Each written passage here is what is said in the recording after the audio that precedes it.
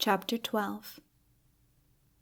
Chained is the spring, the night wind bold blows over the hard earth. Time is not more confused and cold, nor keeps more wintry mirth. Yet blow and roll the world about, blow, time, blow, winter's wind. Through chinks of time heaven peepeth out, and spring the frost behind. G.E.M. They who believe in the influences of the stars over the fates of men are, in feeling at least, nearer the truth than they who regard the heavenly bodies as related to them merely by a common obedience to an external law. All that man sees has to do with man. Worlds cannot be without an intermundane relationship. The community of the center of all creation suggests an interradiating connection and dependence of the parts, else a grander idea is conceivable than that which is already embodied. The blank, which is only a forgotten life, lying behind the consciousness, and the misty splendor, which is an underdeveloped life, lying before it, may be full of mysterious revelations of other connections with the worlds around us than those of science and poetry. No shining belt or gleaming moon, no red and green glory in a self-encircling twin star, but has a relation with the hidden things of a man's soul, and, it may be, with the secret history of his body as well. They are portions of the living house wherein he abides. Through the realms of the monarch sun creeps a world whose course had begun, on a weary path with a weary pace, before the earth sprang forth on her race. But many a time the earth had sped, around the path she still must tread, ere the elder planet on leaden wing once circled the court of the planet's king. There in that lonely and distant star, the seasons are not as our seasons are, but many a year hath autumn to dress the trees in their matron loveliness, as long hath old winter in triumph to go o'er beauty's dead in his vaults below. And many a year the spring doth wear, combing the icicles from her hair, and summer, dear summer, hath years of June, with large white clouds and cool showers at noon, and a beauty that grows to a weight like grief, till a burst of tears is the heart's relief. Children born when winter is king may never rejoice in the hoping spring, though their own hearts' bud are bursting with joy, and the child hath grown to the girl or boy, but may die with cold and icy hours, watching them ever in place of flowers. And some who awake from their primal sleep, when the sighs of summer through forests creep, live and love and are loved again, seek for pleasure and find its pain, sink to their last, their forsaken sleeping, with the same sweet odors around them creeping. Now, the children there are not born as the children are born in worlds nearer to the sun, for they arrive no one knows how. A maiden, walking alone, hears a cry, for even there a cry is a first utterance, and searching about, she findeth under an overhanging rock, or within a clump of bushes, or it may be betwixt grey stones on the side of a hill, or in any other sheltered and unexpected spot, a little child. This she taketh tenderly, and beareth home with joy, calling out, "Mother, mother!" if so be that her mother lives. "I have got a baby! I have found a child!" All the household gathers round to see. "Where is it? What is it like? Where did you find it?" and such like questions abounding. And thereupon she relates the whole story of the discovery, for by the circumstances, such as season of the year, time of the day, condition of the air, and such like, and especially the peculiar and never-repeated aspect of the heavens and earth at the time, and the nature of the place of shelter wherein it is found, it is determined, or at least indicated, the nature of the child thus discovered. Therefore, at certain seasons and in certain states of the weather, according, in part, to their own fancy, the young women go out to look for children. They generally avoid seeking them, though they cannot help sometimes finding them, in places and with circumstances uncongenial to their peculiar likings. But no sooner is a child found than its claim for protection and nurture obliterates all feeling of choice in the matter. Chiefly, however, in the season of summer, which lasts so long, coming as it does after such long intervals, and mostly in the warm evenings about the middle of twilight, and principally in the woods and along the river banks, do the maidens go looking for children, just as children look for flowers. And ever as the child grows, yea, more and more as he advances in years, will his face indicate to those who understand the spirit of nature and her utterance in the face of the world the nature of the place of his birth, and the other circumstances thereof, whether a clear morning sun guided his mother to the nook whence issued the boy's low cry, or at eve the lonely maiden, for the same woman never finds a second, at least while the first lives, discovers the girl by the glimmer of her white skin, lying in a nest like that of the lark amid long encircling grasses and the upward-gazing eyes of the lowly daisies, whether the storm bowed the forest trees around, or the still frost fixed in silence the else flowing and babbling stream. After they grow up, the men and women are but little together. There is this peculiar difference between them, which likewise distinguishes the women from those of the earth. The men alone have arms, the women have only wings. Resplendent wings are they, wherein they can shroud themselves from head to foot in a panoply of glistering glory. By these wings alone, it may frequently be judged in what seasons and under what aspects they were born. From those that came in winter go great white wings, white as snow, the edge of every feather shining like the sheen of silver, so that they flash and glitter like frost in the sun. But underneath they are tinged with a faint pink of rose color. Those born in spring have wings of a brilliant green as grass, and towards the edges the feathers are enameled like the surface of the grass blades. These again are white within. Those that are born in summer have wings of a deep rose color, lined with pale gold, and those born in autumn have purple wings, with a rich brown on the inside. But these colors are modified and altered in all varieties corresponding to the mood of the day and hour, as well as the season of the year, and sometimes I found the various colors so intermingled that I could not determine even the season, though doubtless the hieroglyphic could be deciphered by more experienced eyes.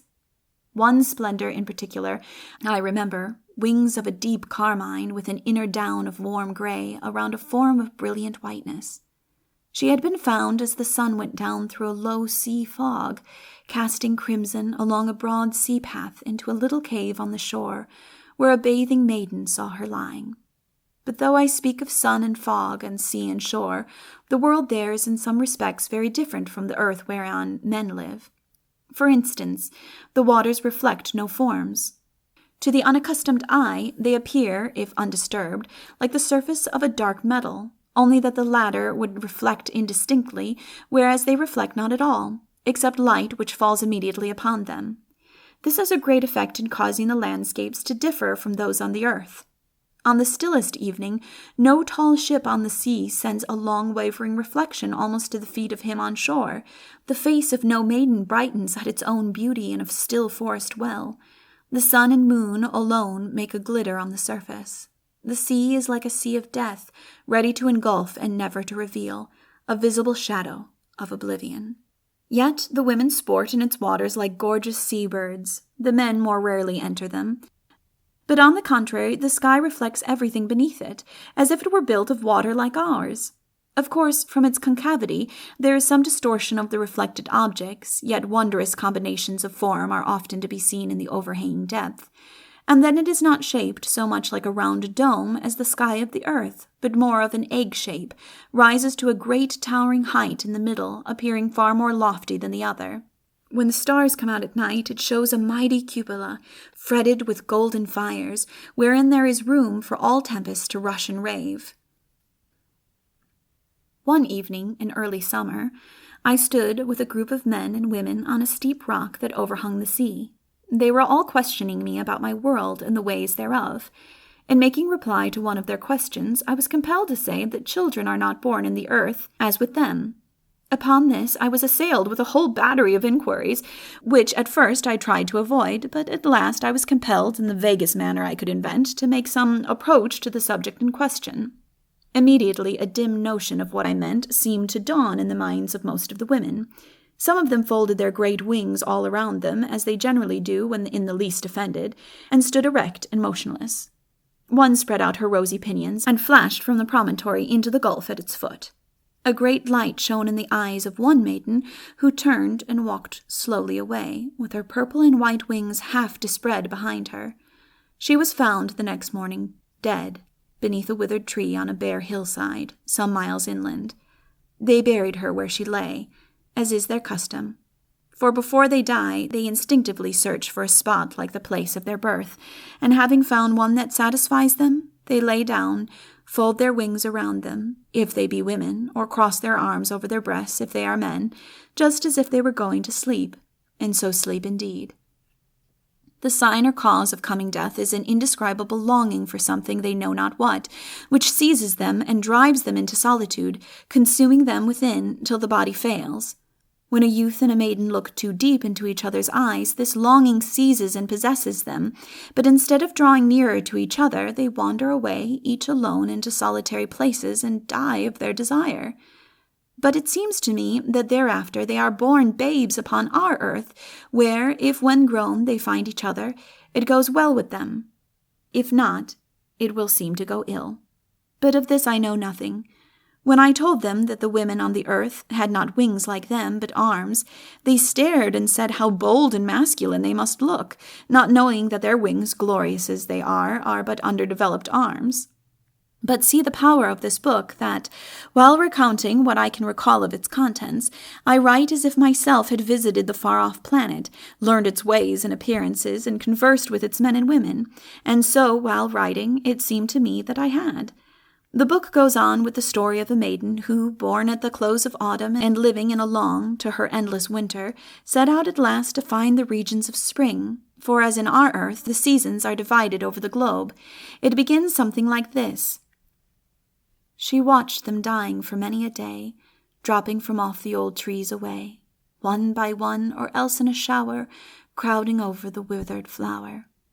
For as if they had done some grievous wrong, the sun that had nursed them had loved them so long, grew weary of loving, and turning back, hastened away on its southern track, and helplessly hung each shriveled leaf, faded away with an idle grief, and the gusts of wind, sad autumn sighs, mournfully swept through their families, casting away with a helpless moan all that he yet might call his own, as the child, when his bird is gone forever, flingeth the cage on the wandering river, and the giant trees, as bare as death, slowly bowed to the great wind's breath, and groaned with trying to keep from groaning amidst the young trees bending and moaning, and the ancient planet's mighty sea was heaving and falling most restlessly, and the tops of the waves were broken and white, tossing about to ease their might, and the river was striving to reach the main, and the ripple was hurrying back again. Nature lived in sadness now, sadness lived on the maiden's brow, as she watched with a fixed, half-conscious eye one lonely leaf that trembled on high, till it dropped at last from the desolate bough. Sorrow, oh sorrow, 'tis winter now. And her tears gushed forth, though it was but a leaf, for little will loose the swollen fountain of grief. When up to the lip the water goes, it needs but a drop, and it overflows. Oh, many and many a dreary year must pass away ere the buds appear, many a night of darksome sorrow yield to the light of a joyless morrow, ere birds again on the clothed trees shall fill the branches with melodies. She will dream of meadows with wakeful streams, of wavy grass in the sunny beams, of hidden wells that soundless spring, hoarding their joy as a holy thing, of founts that tell it all day long to the listening woods with exultant song. She will dream of evenings that die into nights, where each sense is filled with its own delights, and the soul is still as the vaulted sky, lulled with an inner harmony. And the flowers give out to the dewy night, changed into perfume the gathered light, and the darkness sinks upon all their host, till the sun sail up on the eastern coast. She will wake and see the branches bare, weaving a net in the frozen air. The story goes on to tell how, at last, weary with winteriness, she traveled towards the southern regions of her globe to meet the spring on its slow way northwards, and how, after many sad adventures, many disappointed hopes, and many tears bitter and fruitless, she found at last one stormy afternoon in a leafless forest a single snowdrop growing betwixt the borders of the winter and spring. She lay down beside it and died. I almost believe that a child, pale and peaceful as a snowdrop, was born in the earth within a fixed season from that stormy afternoon.